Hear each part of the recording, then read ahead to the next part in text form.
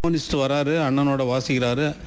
என்னுடைய first aim வந்து அவர் வாசிக்கிற மாதிரி நான் அந்த ஹார்மோனியத்தை வாசிக்கணும் அப்படிங்கிறது தான் ஃபஸ்ட்டு இதாக இருந்தது. அவன் அந்த ஹார்மோனியத்தில் இவங்க எல்லாத்துக்கும் தெரிஞ்ச விஷயந்தான் இது. இங்கே உள்ளே இருக்கிற ஹார்மோனியத்தில் கையை வச்சா வந்து பிரம்பால் அடிப்பாங்க. அண்ணன் வந்து கையை புறங்கையை நீட்ட சொல்லி பின்னாடி பிரம்பால் அடிப்பாங்க. அண்ணன் இல்லாத நேரத்தில் எடுத்து வச்சு கற்றுக்கிட்டு அதுக்கப்புறம் ஒரு ஆக்சிடென்டலாக வந்து அவர் அந்த ஹார்மோனிஸ்ட்டு